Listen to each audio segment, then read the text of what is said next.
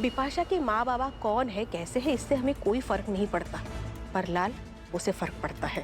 पहले अप्पू की वजह से सब झेलना पड़ा और अब ये मामला तो और भी पेचीदा होते जा रहा है। नहीं, आप चिंता मत कीजिए, बात ही कुछ ऐसी, लेकिन वो ठीक हो जाएंगे कि वो बिपाशा दीदी से सच में प्यार करते हैं। बिपाशा और लाल को लेकर डिस्कस कर रही है ये लड़की, हमारी फैमिली मैटर में इतना इन्वॉल्व हो रही है, इसी को अब सबक सिखाना ही पड़ेगा। तुम्हें हमारे बारे में उल-जुलूल बातें करने की इजाजत किसने दी है? उल-जुलूल बातें? और नहीं तो क्या? हाँ, हम लाल और बिपाशा की सिचुएशन में किसकी साइड लेते हैं, किसकी नहीं, उस बारे में तुम्हें हक नहीं है बोलने का, सुना? और जब आप सब लोग एक साथ मिलकर बड़ों माँ के साथ नाइंसाफी करते थे, लड़की तुम चुप रहो। झनक, जाने दो। क्या कह रही थी? देखो, इस घर में मेहमान बनकर आई हो, मेहमान की तरह रहो।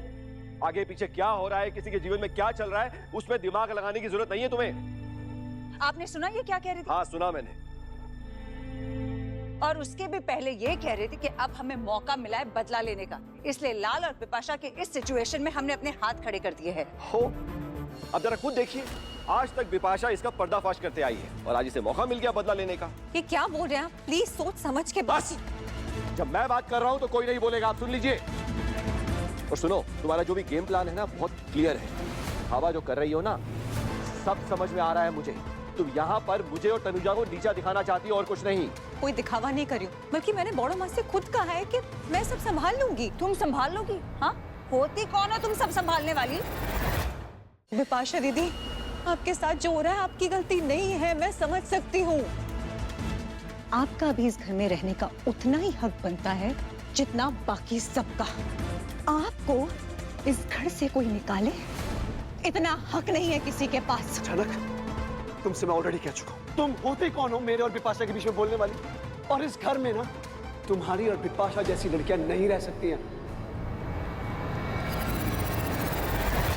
देखो, जो मेरे साथ हुआ था वो एक बाहर वाली के साथ हुआ था। आपका कर्तव्य बनता है कि आप अपनी पत्नी का इस वक्त साथ दें। आप उसका उल्टा कर रहे हैं और ये करने का हक नहीं है आपका। लाता खुद चाहता है कि बिपाशा भाभी यहाँ ना रहे, तो तुम कौन होती हो बीच में बोलने वाली? ये अधिकार तुम्हें किसने दिया? किसी ने अधिकार दिया नहीं है, लेकिन जब जरूरत पड़ती है ना तो अधिकार छीनना पड़ता है। तो इस तरह से तुम अपनी टीम मजबूत कर रही हो झनक। देखिए, मैं यहाँ पे कोई अपनी टीम नहीं बना रही हूँ। मैं किसी को ऐसे अकेले बेसहारा देख ही नहीं सकती हूँ, लेकिन आप ये बात कभी नहीं समझेंगी।